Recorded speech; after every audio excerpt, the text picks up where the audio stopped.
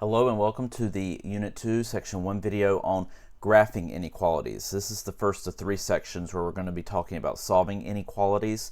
This first section we're just going to talk about graphing them. How do you handle the solution once you have it? And then in the next two sections we'll talk about how to solve 1-, 2-step equations and then multi-step equations. So let's start off with the basics. Solving an inequality is the same as solving an equation with two additions. So these are the two main things that you need to keep in mind that are different when we go to solve an inequality. First of all, when you multiply or divide by a negative, you have to flip the inequality sign. You have to change the direction in which it's pointing. So in this inequality, we have negative 5b is less than or equal to negative 50. If we divide each side by negative 5, we're left with just b on this side. Negative 50 divided by negative 5 gives us 10 on this side. But because we divided by a negative 5, we have to flip the sign and make it greater than or equal to. So that's really all it is. If you multiply by a negative on both sides or divide by a negative on both sides, just flip the direction that the sign is pointing. When you are done solving, if the variable is on the right side, then you need to rewrite the inequality with the variable on the left. This means you will have to also flip the inequality sign. And the main reason we do this is so that it will help you with graphing, and you'll see that here in just a moment. So let's solve this one. If we add 15 to each side, then we are going to get negative 12. Let me draw that a little bit nicer for you. We are going to get negative 12 on the left-hand side, and we have x on the right-hand side. But we want to write it with the x leading. So if we put the x out in front and we put the negative 12 on this side, not only do we flip the side that everything's on, but you also have to flip the sign. So the less than becomes a greater than. Now let's talk a little bit about inequality symbols. So we have several inequality symbols that we're going to be using. In fact, we got 4 of them that we're going to be using. The first inequality symbol is pointing to the left, and it stands for less than.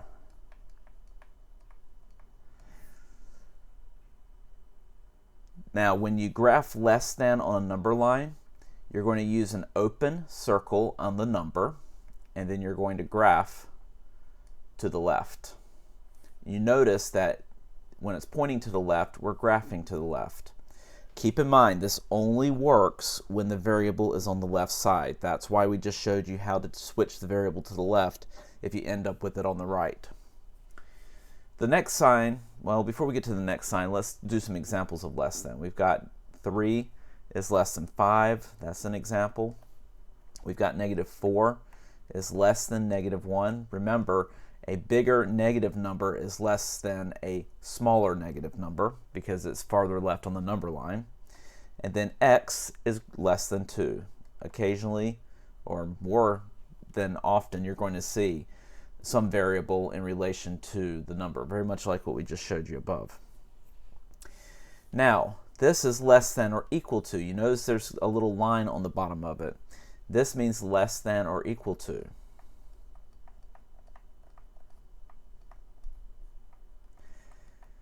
That means the number can be less than, or it can be the same. And when you graph this, you're going to use a closed dot. We use a closed dot on the number because we're including it, and then we're also going to graph this one to the left. Some examples of this: 2 is less than or equal to 7. 7 is less than or equal to 7. That's a true statement because 7 equals 7, and that's part of the inequality. And then if we had a variable, x is less than or equal to 10. The third sign we have here points to the right and is called greater than. Now we're going to use an open dot when we graph it, and we're going to graph to the right. Again, you only graph in the same direction that it's pointing when the variable is on the left-hand side. So some examples of this: 6 is greater than 4. We have negative 3 is greater than or equal to -8, and we have x is greater than or equal to 5. And then finally, this last one is greater than or equal to. Because we have that line on the bottom, we are throwing in equal to as a possible solution. Since that number itself can be part of the solution, we fill it in and we graph to the right. So we've got 9 is greater than or equal to 1. We have 9 is greater than or equal to 9. Because we have the equals to part, we can do that. And if we had a variable, it would look like this. X is greater than or equal to 7. So let's do some examples of graphing solutions. So if we have p is less than or equal to 3, 3 is our number that we're going to put our dot on. Since we have an equals to, we are going to fill in that dot, and then we're going to graph to the left. Because the arrow is pointing to the left. And so that's what you would end up with. For n is less than 2, we're not including the 2. There's no equals to, so we're going to put an open dot at 2. And then we're going to graph to the right.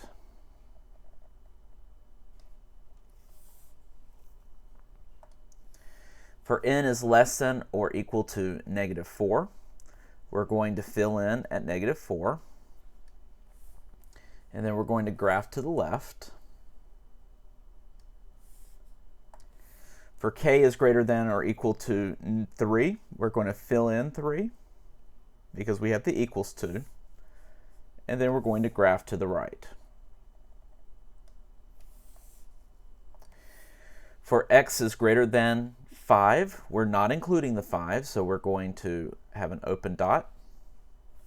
And then we're going to graph to the right. And then for p is less than -1, we're going to have an open dot at -1. And then we're going to graph to the left. Now, the question comes up, what if the variable is on the opposite side? This is the second rule that we had talked about. First, you're going to flip the entire inequality. The variable goes on the left side.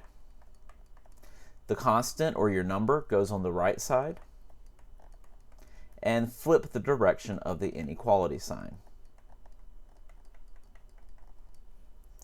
So here in this example, 4 is greater than x, we would rewrite as x is less than 4. And then to graph that, we would have an open dot at 4, and then we would graph to the left.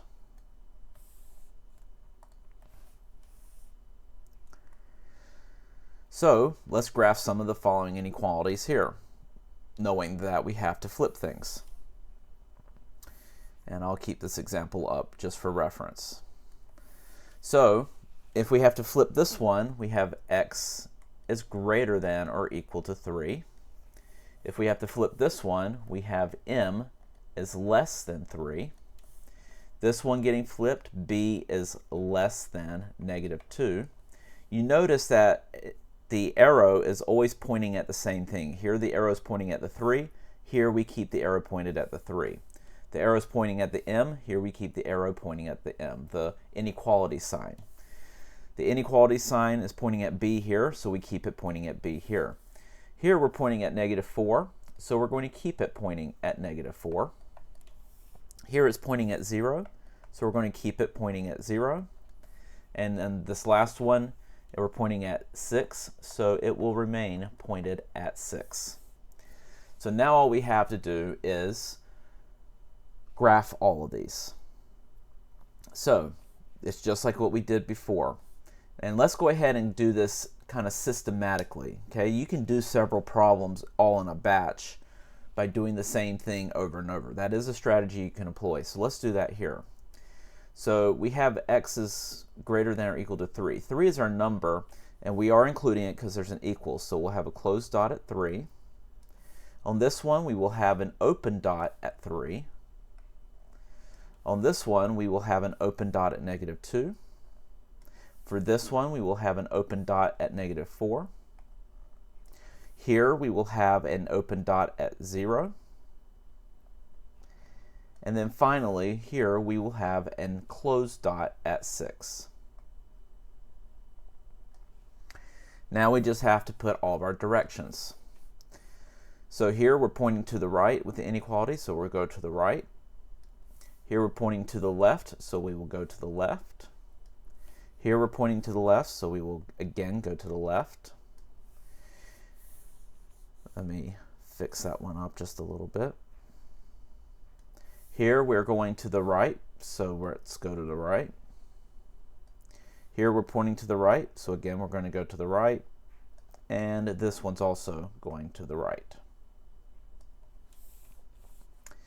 So you can see how it's somewhat easy to do a batch of problems. You can just do step 1 for all the problems, step 2 for all the problems, and then step 3 for all the problems. Okay, that may be a strategy you would like to employ.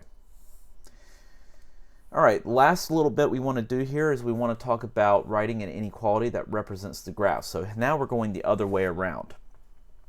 So for this, we are going to, first of all, put our variable on the left-hand side. Okay, we're going to put our number that we're plotted at on the right-hand side, and this is going to the right, and it's open, so we're going to be just greater than and no equals to on it. For this one, we have x and we have -5. There's no equals to, and we're going to the left. For this one, we have x, we have 0, and we're going to the right, and there is an equals to, so we have to put the equals to part on it. For this one, same thing. We're going to the right with the equals to, and we're plotted at 5. For this one, we're plotted at -5, and we're going to the right, and we have the equals to part. And for the last one, we are again going to the right, and there's no equals to part because the dot is not filled in. So I think you can see how easy it is to plot a solution and how to determine what the solution is given the graph. In the next section, we're going to take it up a notch, and we're going to solve the inequality before we do the graphing of the solution.